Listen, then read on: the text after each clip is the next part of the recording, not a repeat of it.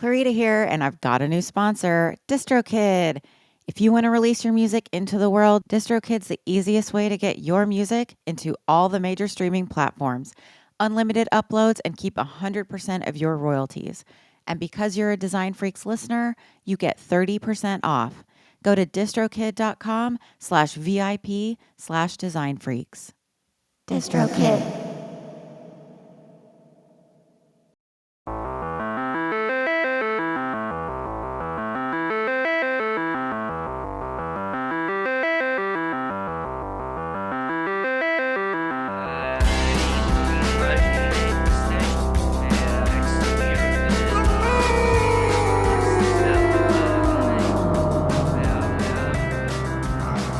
And welcome. Janelle Monae's The ArchAndroid has been called a masterpiece, a musical utopia, Metropolis you can dance to. That's right.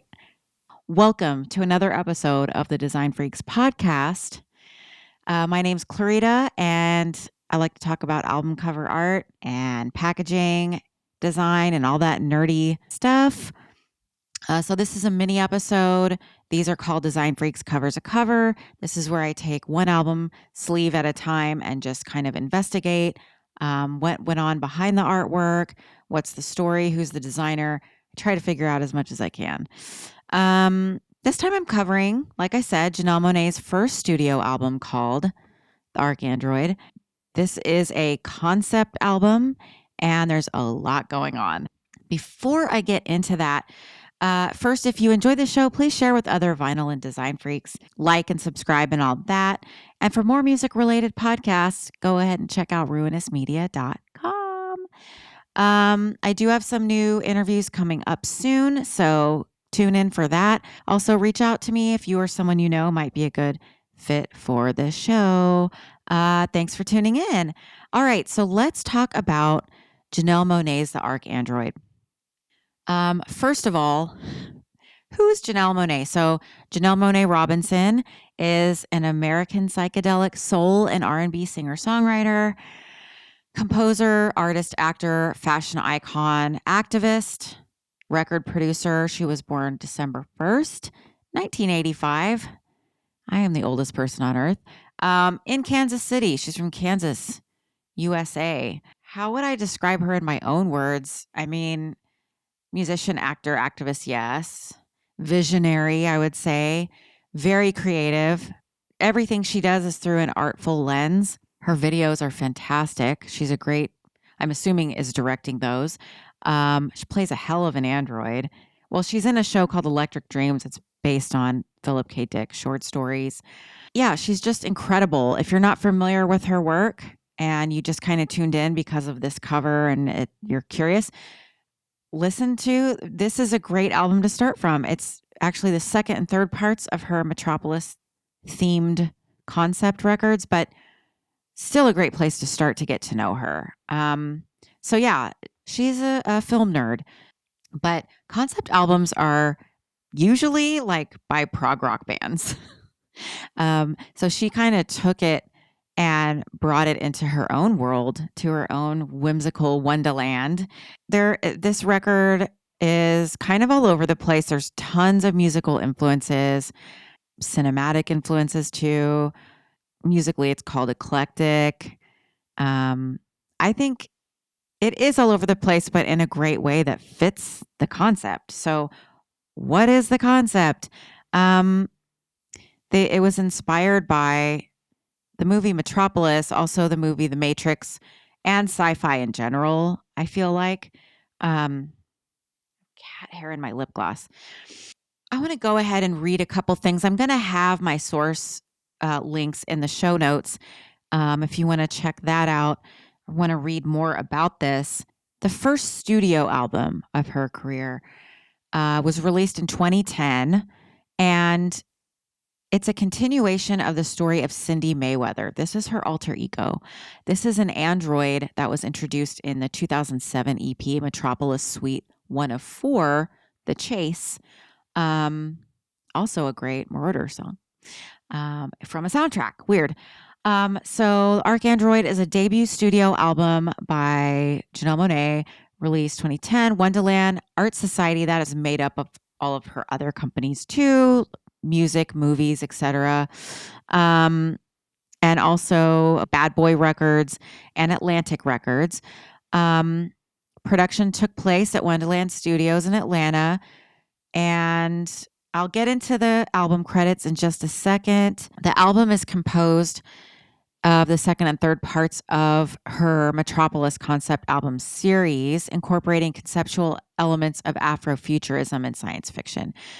Love Afrofuturism. If you haven't heard my episode on Pedro Bell, the artist for Parliament Funkadelic, check that out. I learned a lot. The ArchAndroid continues the series fictional tale of a messianic android and features lyrical themes of love, identity, and self-realization. Critical commentaries have compared the album to the works of David Bowie, Outkast, and Prince. So if we're looking at the cover, which we'll take a closer look at the cover in just a second. This episode is really hard to tackle in a linear way because there's just so much different influence and it's so visual. I want to look at it. I mean, I have it behind me, but because it does reference the movie Metropolis, which I haven't watched in years, but I have been using this mouse pad for since the 70s. So I look at it every day. It is visually very powerful. If you've never seen Metropolis, it's very weird. It's a silent film. So her music could be the soundtrack. Maybe it syncs up perfectly. Who knows? Try it. Let me know. But it's a movie it's a commentary. It was always know the context of art, whether it's film, books, an album. It was made in Germany during the Weimar period. So I don't have time to go into that. But it does it informs the aesthetics and the theme of the movie. The Weimar period, just really quickly, this is very oversimplified, but took place at the end of World War I until the rise of the Nazi Party. Was very dystopian. There was such hyperinflation. I mean, famously, the saying is it was cheaper to burn the money than to buy firewood. There was a lot of suffering going on. And then the kind of overall message of the film, the mediator between the head and the hands must be the heart. So the head and the hands sort of represent the social inequality, the class war that's happening, and the heart is this messianic android robotic figure that comes in to save the day, sort of a hero or a Jesus or whatever. There's a lot of archetypal themes happening. I'm going to keep describing the movie because it's also helping us understand this record cover too. Critics found it visually beautiful, powerful, draws influence from opera, Bauhaus, Cubism, futurist design, along with the Gothic structures, catacombs. There's just so much going on. It's so weird and so striking because it does have a idealistic theme of getting out of this horrible situation. In the movie setting, it's been called trite and ludicrously simplistic, all the condescending things people say when people make art about, closing the gap between inequality. It's called communist and silly and childlike, utopian.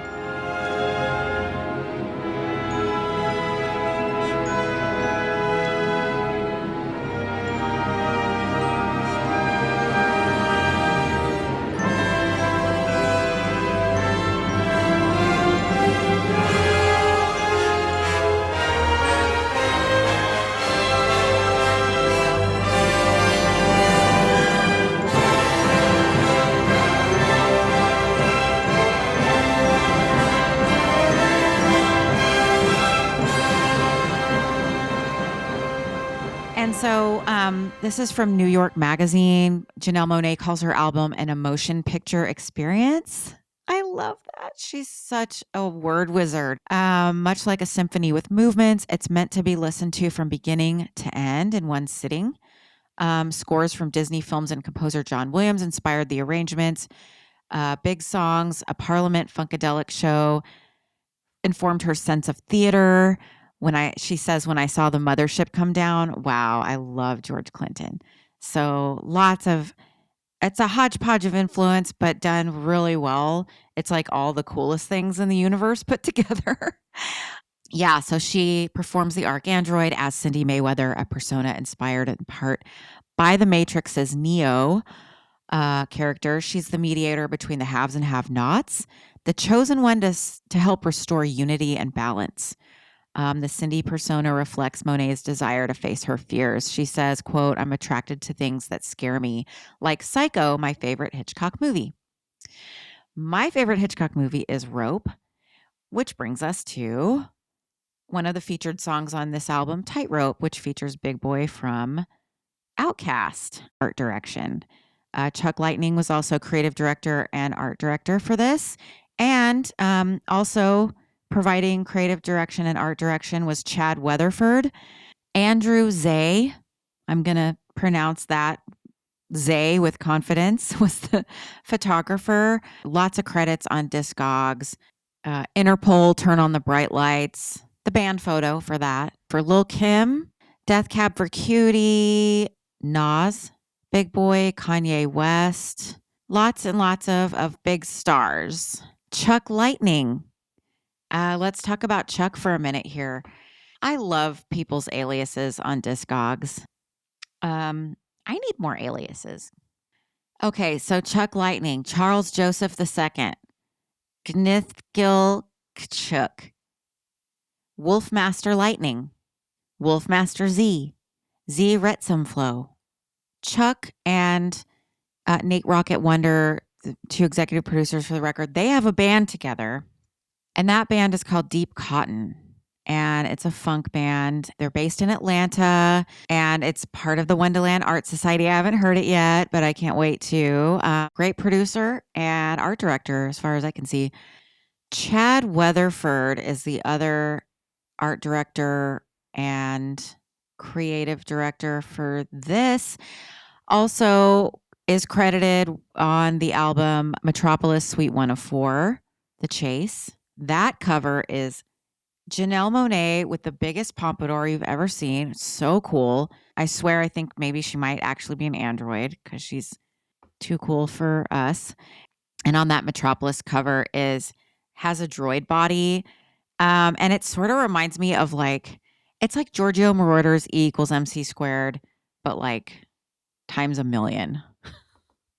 And then is also credited, obviously, ArchAndroid, but then the Electric Lady, which is the album after this, which is parts 4 and 5 of the Metropolis series.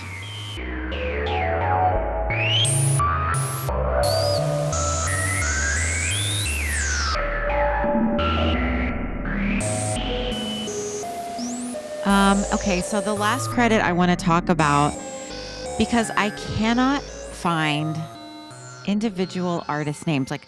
Somebody had to have, even if the crown is a physical piece that somebody made with their hands, which I cannot figure it out. Is that a thing? Is it an actual crown?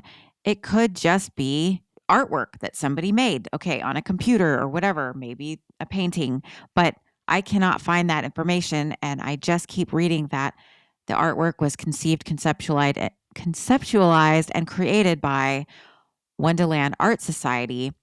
And Wonderland Art Society is the bigger umbrella over Wonderland Pictures, Wonderland Records, according to their mission statement, a community for storytellers in music, TV/film, fashion, design, literature, and more.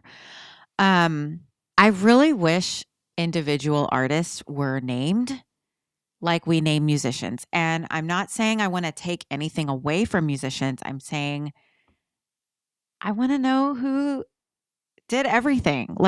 If you look at the Discogs, every flute player, every backup, anything is all listed. And in the liner notes of this album too, for each song, they list every instrument, every person who walked by the studio practically is listed. Why can't we know the artist, the individual artists? who did everything. I want that list, but for all the visuals for this. Anyway, that's just my take. That's why I have this podcast. That's my whole gripe, and what I hope will change with time. Wonderland Art Society, amazing. And there is a Wizard of Oz quality about that is mysterious and cool. But, I want to know. Okay, let's finally take a look at this record cover and packaging. Monet's Egyptian headdress, topped by golden Metropolis, is an homage to free jazz pioneer Sun Ra, who also declared himself a messianic savior and whose aesthetic was the first example of a black musician overtly appropriating sci-fi iconography, which is very cool. Any large headdress makes you think of Africa, but also the future because of Sun Ra, I guess. It's gold, so it's very ornate, but it's got the Metropolis buildings, which is in the movie. It just all looks very dingy and bleak to me. So this is like having this gleaming golden headpiece with all these buildings. There's an extravagance, but it's also being worn by this humble mediator who wants to bring justice and equality and love to this dystopian place where there's a lot of suffering. Overall, the artwork looks really hopeful. She's got a look on her face like she's staring off into the distance and has a promise for the future and knows something we don't. So yeah, starting from that cover. So it's not only the headdress, it's the weird, shimmering, futuristic looking bars, like kind of like markings on each side of the right side and the left side of the record. It looks like something, maybe markings on a spaceship or some piece of machinery. Janelle's outfit, you can only see from the neck to the shoulders. So the top shoulder part, it looks like the coolest droid body ever. She's got shimmering gold makeup on and these cool earrings. Everything seems meaningful. The lights are on in the buildings and the headdress. Lights are on upstairs. It's just really fun to look at. And yes, looks computer generated, but maybe it's a painting. I don't know. The typography looks like Futura. The letters are kind of going behind the headdress. It says the ArchAndroid in shimmering gold Futura font across the top of the record. And then at the bottom, next to one of her shoulders, there's Janelle Monae Suites 2 and 3. Let's look at the inside of the record. The gatefold is stunning. It's a dystopian, like post-apocalyptic scene where she's kind of taking shelter inside these ruins, and you can see beyond her looks like a place that's in rubble right now, that's being destroyed as we speak. It's a city that's been pretty much turned into rubble. Janelle is there as a pompadour droid figure holding another droid that looks dead in her arms. And the Janelle Monae figure that's not dead it looks kind of like a Renaissance painting. She's got a ruffly collar, like a big white ruffly collar, and then the rest of the outfit is like these dramatic shoulders, like very futuristic. So past and future together. Again, the cityscape that's destroyed looks like the past, but also looks like a post-apocalyptic future, and also looks like the present, unfortunately, in some parts of the world. Very upsetting, folks. Look to sci-fi to see these reoccurring themes that we keep seeing in our real lives. It's really amazing what these authors and predictors of the future were able to see. Here's another angle with the headpiece. This is fantastic. It is gorgeous. I wish it was real. So the full photo shows everything droid in the big kind of Renaissance painting dress holding the naked droid that looks dead. And then it says, I'm not going to read the whole thing, but there's this sort of manifesto inside that is a letter to the listeners of the record, and it's signed Max Selling's Vice Chancellor, the Palace of the Dogs Arts Asylum. Dear listener, the enclosed songs, text, and images are the work, visions, and dreams of Janelle Monae, Palace of the Dogs, patient number 57821. I have decided to release this work in accordance with the Inspiration Information Act. It goes on to say, I would like to stop here to openly state that I've been coerced into this decision by the Zoids. So it goes on and on. There's the lore that goes into this album, and it's very interesting. Backstory to Cindy Mayweather and the year 2719 and clones and stolen DNA and, sci-fi stuff like that. I want to talk about the insert. I want to talk about what the songs are described as. So it's the name of the song, a brief description, which I'll read, and then every musician that touched anything near it. It's a lot, which is good. Okay, so Suite 2 Overture, inspired by Princess Leia's cinnamon buns hairstyle, Tim Burton's Blue Girl with Wine, and Rachmaninoff's Piano Concerto No. 2.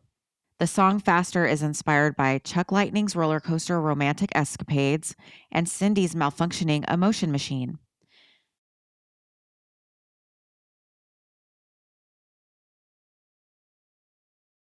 The song Locked Inside, inspired by the collage in Stevie Wonder's Mirrored Glasses, See the Music of My Mind LP. And I love that she said that because I never really looked at that collage closely until recently. The song Cold War, inspired by the atomic bombs in Muhammad Ali's fists and Martin McKnight's famous I Have a Scream speech. The song Neon Gumbo is inspired by the She's Crying, It's Backwards scene in Purple Rain. And finally, the song Oh Maker was inspired by Frankenstein's Monster, Rabbi Lowe's Golem, and Catherine Bernhardt's Alpha Platinum 9000 journals. Okay, and then let's look at the back of the record now. This looks more like the functioning Metropolis of the upper classes. Probably represents the city of the ownership class. It shows the rest of the outfit. You can kind of see the shoulders on the cover. This is a slightly less ornate version. It has like this cool, these metallic looking shoulders that jut out from the sides.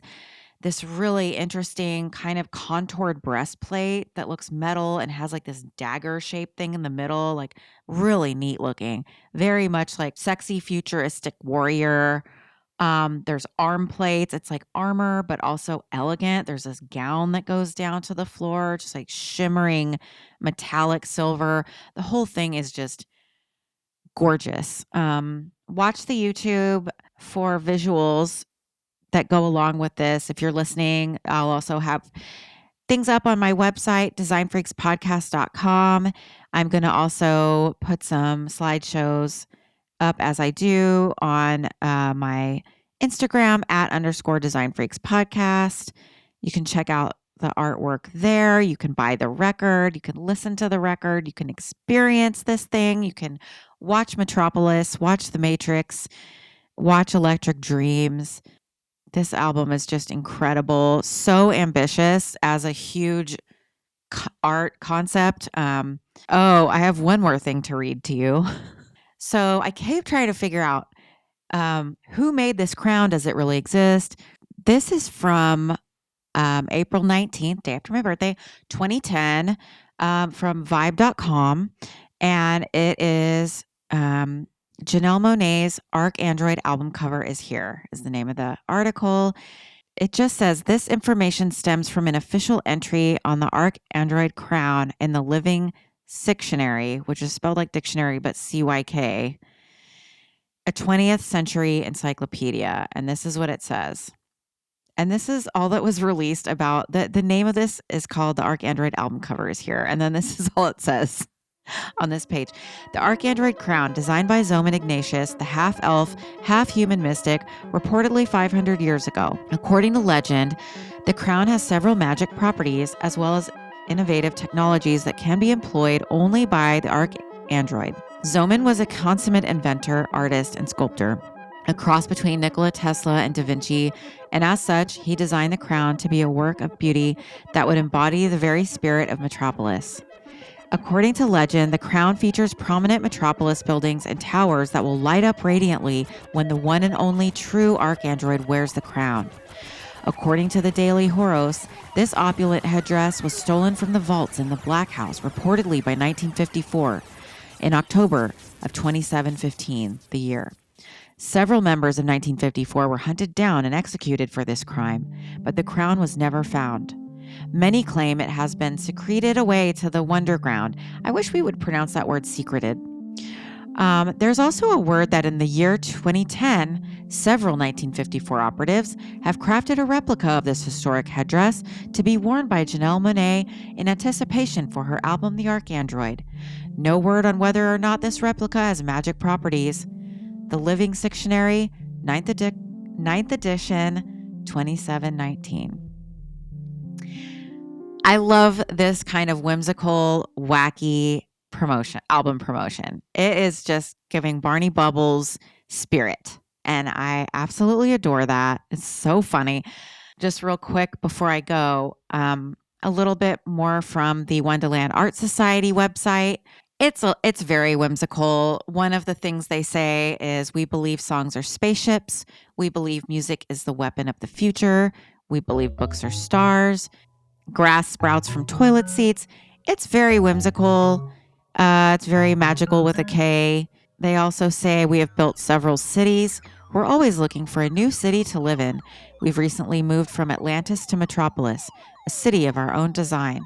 It's the largest city in the world, but you can only see it by closing your eyes. Thanks for listening and watching, everybody, and tuning in. Check out this record, and I'll see you next time. Bye-bye.